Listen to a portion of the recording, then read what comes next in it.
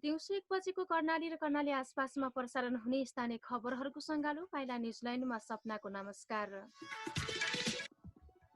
पाइला न्युजिल्यान्ड सुरु गरौँ अहिलेसम्मका मुख्य मुख्य खबरका शीर्षकबाट। कर्णाली प्रदेश मातहतका कार्यालय जाजरकोटका नेता र हाकिमका मान्छेको भर्ती केन्द्र बने। दैलेखमा सर्पले टोकेर एकजनाको ज्यान गयो। सल्यानमा पनि मास्क नलगाएर हिँड्नेलाई 100 रुपियाँ जरिवाना, अटेरी गर्नेलाई 6 महिना जेल। सल्यान शारदा नगरपालिकाका युवाहरू संसदको अभ्यास गर्दै। र कर्णालीमा थप 20 जनामा कोरोना पुष्टि, 1550 संक्रमित मध्ये 1291 निको भए। ओहो मालती काकी, फलफुल तरकारी गेडागुडी टन्नै पो ल्याउनु भएको छ त बजारबाट। ल्याउनु परेन त, बुहारी गर्भवती छिन्, म हजुरआमा हुँदैछु। तपाईँले अस्ति सिकाए अनुसार नै बुहारीलाई पोसिलो खानेकुरा खुवाइराखेको छु। हो नि काकी, गर्भवती अवस्थामा स्वाभाविक भन्दा थप एकपटक खाना खुवाउनु पर्छ। हरेक दिन विभिन्न प्रकारका 4 समूहका खानाहरू, अन्न, गेडागुडी, पशुपक्षी जन्य खानेकुराहरू जस्तै अन्डा, माछा मासु, दुध र दुधका परिकारहरू, तरकारी र मौसमी फलफुलहरू खुवाउनु पर्छ। खुवाएकै छु नानी। दुध, अन्डा, माछा मासु पनि प्राय छुटाएकै छैन। फेरि मेरी बुहारी र जन्मनी बच्चा दुवैको लागि त हो नि। त्यसैले बुहारीको खानपानमा कुनै कसर बाँकी राखेको छैन। स्मार्ट सासु। गर्भवती महिलालाई स्वाभाविक भन्दा थप एकपटक खाना खुवाऊ। हरेक दिन विभिन्न प्रकारका 4 समूहका खानाहरू, अन्न, गेडागुडी, पशुपक्षी जन्य खानेकुरा, हरियो तरकारी तथा पहेँला फलफुलहरू खुवाऊ।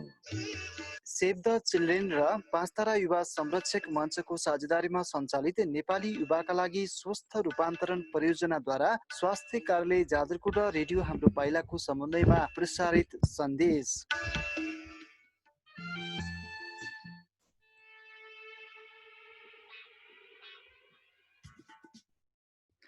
पाइला न्युजिल्यान्ड सुरु गरौँ। सबैभन्दा पहिला जाजरकोटमा कर्णाली प्रदेश मातहतका कार्यालयहरूमा बेथिति बढेको प्रसङ्गबाट।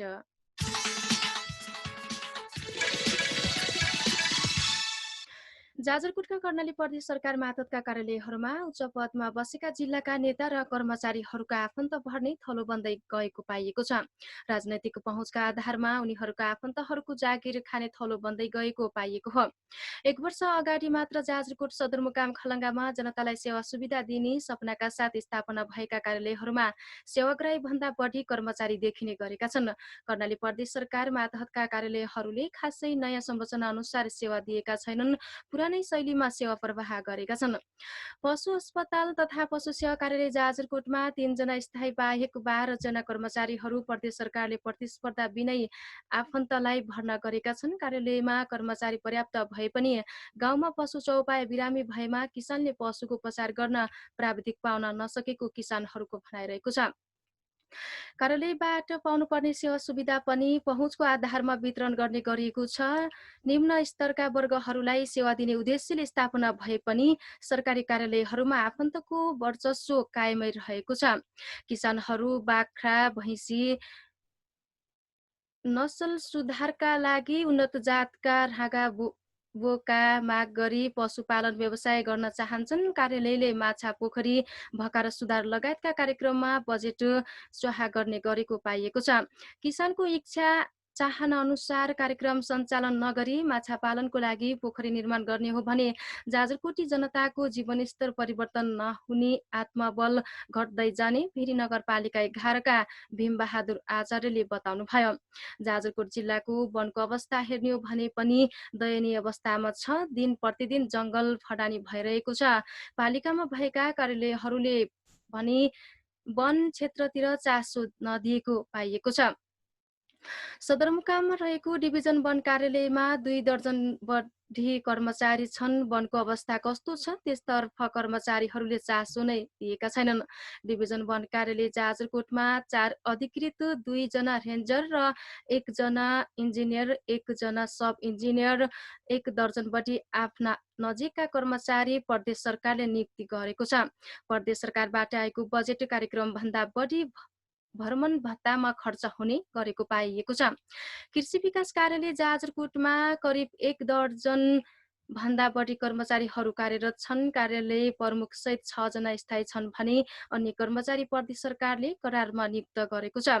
हालै मात्र किसानले लगाएको मकै बालीमा फौजी किराले आक्रमण गर्दा भिरी नगरपालिका नगर कृषि शाखा बाहेक अन्य कुनै कार्यालयले पनि विषादी वितरण गर्ने चासो देखाएको छैन।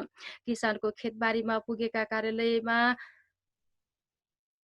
भ्रमण भत्ताको फारम खोज्न हतार गर्दै फर्किने गरेका थिए। जिल्लामा स्थापना भएका कार्यालयहरूले के काम गरेका छन् भन्ने के काम गर्न स्थापना भएका हुन् लाभान्वित वर्गलाई नै थाहा छैन। भिरी नगरपालिका 13 का गणेश आरसीले भन्नुभयो। असार मसान्त नजिकै जाँदा कागजमा मात्र सम्पन्न भएका कार्यक्रमहरूको भुक्तानी दिन आफ्नो दैनिक भ्रमण भत्ताको बिल बनाउँदै व्यस्त भएका छन्। नयाँ व्यवस्थाले जनप्रतिनिधि र उनीहरूका आसेपासे बाहेकका लक्षित वर्गलाई समेट्न नसकेको स्थानीयहरूको भनाइरहेको छ। जिल्लाका नेता निकटका केही पत्रकार र आफन्तलाई मात्र विज्ञापन दिने, पक्षपातपूर्ण व्यवहार गर्ने र कमिसन खाने गरेको तथ्य पाइला न्युजले फेला पारेको छ। यस सम्बन्धी विस्तृत क्रमशः प्रकाशन हुँदै जाने भएको छ।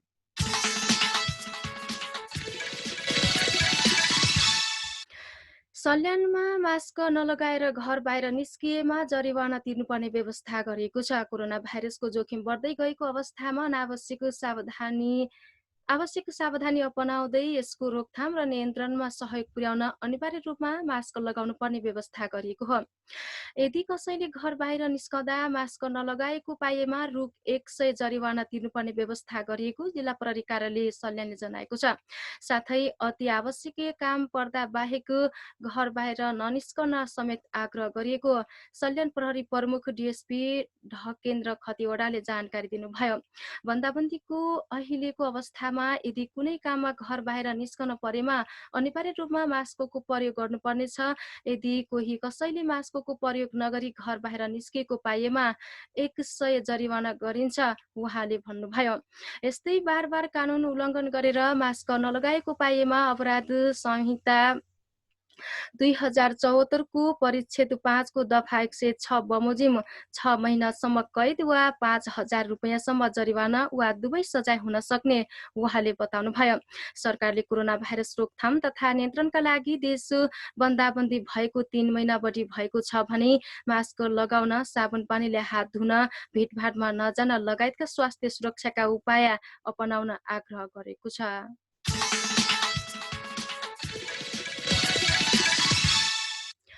रुकुम पश्चिममा गरिबी निवारणका लागि लघु उद्यम कार्यक्रम मेडपा कार्यक्रमको अनुगमन गरेको छ। त्रिवेणी, सानभेरी र बाफीकोट गाउँपालिका र मुसिकोट नगरपालिकामा मेडपाद्वारा सञ्चालित कार्यक्रमको अनुगमन गरेको हो। उद्योग तथा उपभोक्ता हित संरक्षण कार्यालयको आर्थिक सहयोग, उत्पीडित सामुदायिक विकास केन्द्र ओसिसिडी र विकास सरोकार समाज डी कोष रोल्पाको सहजीकरणमा चालु आर्थिक वर्षमा भएका कार्यक्रमको अनुगमन गरिएको हो। जिल्ला स्तरीय अनुगमन उपसमितिको आयोजनामा त्रिवेणीको एउटा, सानभेरीका 2वटा, बाफीकोट गाउँपालिकाका 2 र मुसिकोट नगरपालिकाका 2वटा कार्यक्रमको संयुक्त अनुगमन भएको हो। त्रिवेणी गाउँपालिका 4 को खुम्चेरीमा सञ्चालन भएको स्तरोन्नतिका लागि मध्यम अवधिको कटाई सिलाइ तालिमको अनुगमन गरिएको थियो। सानभेरी गाउँपालिका 8 मा पनि सोही तालिमको अनुगमन गरिएको थियो। सानभेरी गाउँपालिका 3 मा भएको उद्यम विकास तालिम, टोपे टोसे सम्बन्धीको तालिमको अनुगमन गरिएको थियो। बाफीकोट गाउँपालिका 3 भाग्लेको सिप स्तरोन्नतिका लागि मध्यम अवधिको उद्यम विकास तालिम टोपे टोसेको अनुगमन गरिएको थियो भने 5 नम्बर ओडाको टोपे टोसे तालिमको अनुगमन गरिएको छ। मुसिकोट नगरपालिकाको 3 र 4 नम्बर ओडाको उद्यम विकास तालिम टोसे टोपे तालिमको अनुगमन पनि गरिएको थियो। बाफीकोट गाउँपालिकामा अनुगमनमा सहभागी जिल्ला समन्वय समिति उपप्रमुख इन्दिरा बुढा मगरले तालिममा सिकेका कुराहरू व्यवहारमा लागू गरेर आय आर्जन बढाउन आग्रह गर्नुभयो। सिकेको सिपको व्यावहारिक कार्यान्वयन नगरेपछि तालिमको औचित्य पुष्टि नहुने भएकाले सिकेको सिपलाई व्यवहारमा लगाउनु पर्ने उहाँले बताउनुभयो। कोरोना भाइरसका कारण गरिएको लकडाउनले भने जति कामकाज सम्पन्न हुन नसकेको उद्योग तथा उपभोक्ता हित संरक्षण कार्यालयका प्रमुख मोहन कुमार केसीले बताउनुभयो।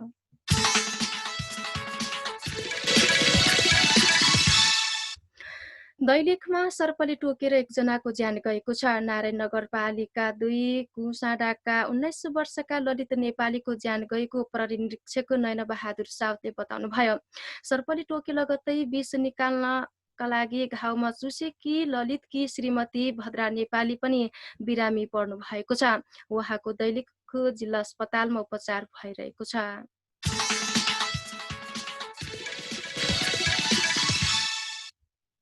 सल्यानमा खोलाले बगाएर एक वृद्धको मृत्यु भएको छ। जिल्लाको कपुरकोट गाउँपालिका वडा नम्बर 6 सिनवाङ निवासी 71 वर्षीय पूर्ण बहादुर महतराको शव भेटिएको जिल्ला प्रहरी कार्यालय सल्यानले जनाएको छ। असार 22 गते सोमबारका दिन सोही ठाउँ स्थित छोरीको घरमा गएको र 23 गते मङ्गलबार छोरीको घरबाट आफ्नो घर फर्किने क्रममा स्थानीय भुर खोलाले बगाएपछि उनको बुधबार शव मृत अवस्थामा भेटिएको हो। घरको छोरीको घरमा जानुभएको छ भन्ने, छोरीको घरकोले आफ्नो घरमा गइसक्नुभयो भन्ने, तर खोला तर्दा ती वृद्धलाई बगाएको रहेछ सल्यान प्रहरी प्रमुख डिएसपी ढकेन्द्र खतिवडाले भन्नुभयो। यसैबीच माथिबाट खसेको ढुङ्गा लागेर सल्यानमा एक बालकको मृत्यु भएको छ। बाख्रा चराउन जङ्गल जाँदै गर्दा माथिबाट खसेको ढुङ्गाले टाउकोमा लागेर जिल्लाको शारदा नगरपालिकाको भगवती खोला निवासी 9 वर्षीय दिनेश बुढाथोकीको मृत्यु भएको जिल्ला प्रहरी कार्यालय सल्यानले जनाएको छ। स्थानीय जोगिनी पाखा जङ्गलमा हिजो माथिबाट खसेको ढुङ्गाले टाउकोमा लागेर घटनास्थलमा नै मृत्यु भएको प्रहरीले जनाएको छ।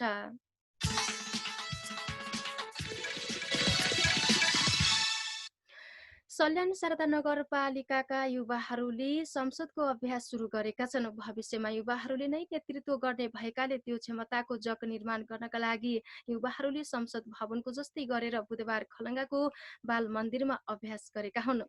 अभ्यास कार्यक्रममा सभामुख दायाँतिर प्रधानमन्त्री, मन्त्रीहरू र सत्ता पक्ष बसेका थिए भने देब्रेतिर प्रतिपक्षका सांसदहरू लहरै बसेका थिए। उनीहरूले संसदमा जस्तै गरेर टेबुलमा जनाउ घन्टी बजाएर कार्यक्रम चलाउन भ्याएका थिए। समापन कार्यक्रममा बोल्दै मेयर सुरेश अधिकारीले युवा पुस्तामा यस्तो ज्ञान अति आवश्यक रहेको धारणा राख्नुभयो। अधिकारीले आफ्नो कर्तव्यमा युवालाई अग्रसर बनाउँदै राज्यलाई सुझाव दिन सक्ने युवा तयार पार्नका लागि नगरले यो कार्यक्रम गरेको बताउनुभयो। युवालाई देशको नीति निर्माणमा समेत सहज भूमिका खेल्न यस्तो अभ्यास आवश्यक रहेको नगरपालिकाका शिक्षा शाखा प्रमुख लीला बहादुर बबलले बताउनुभयो।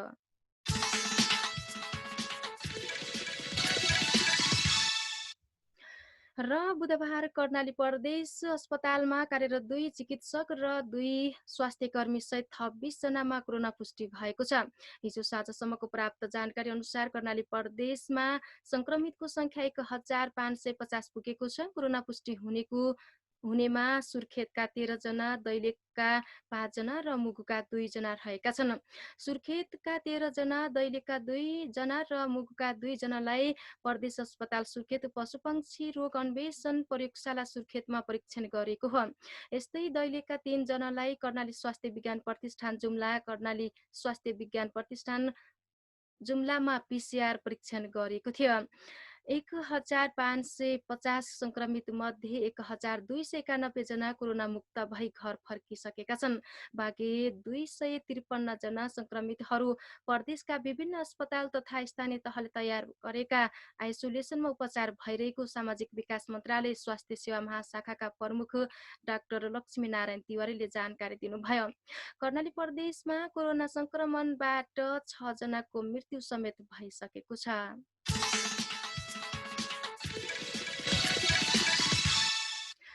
यिनै खबरका सिलसिलासँगै कर्णालीका खबरहरूको सङ्गालो दिउँसो 1 बजेको पाइला निस्कन अहिलेलाई यही सकेको छ। जानुभन्दा पहिला यस प्रसारणका मुख्य खबर शीर्षकहरू पुनः एकपटक। कर्णाली प्रदेशमा तत्काल कार्यालयहरू जाजरकोटका नेता र हाकिमका मान्छेहरूको भर्ती केन्द्र बने। दैलेखमा सर्पले टोकेर एकजनाको ज्यान गयो। सल्यानमा पनि मास्क नलगाएर हिँड्नेलाई 100 रुपियाँ जरिवाना, अटेरी गर्नेलाई 6 महिना जेल। सल्यानमा शारदा नगरपालिकाका युवाहरू संसदको अभ्यास गर्दै। र कर्णालीमा थप 20 जनामा कोरोना पुष्टि, 1550 संक्रमित मध्ये 1291 निको भए। हवस् त दिउँसो 1 बजेको पाइला न्युजिल्यान्डबाट विश्राम लिन्छौँ। हाम्रो कोभिडको समाचार बुलेटिनमा हुने नै छ। पाइला न्युजिल्यान्ड सुन्नु भएकोमा तपाईँलाई धन्यवाद र धन्यवाद प्रविधिका प्रेम कृषिलाई भन्दै म सपना ओली पनि बिदा हुन्छु। तपाईँ भने रेडियो हाम्रो पाइला सँगै रहनुहोला। नमस्कार।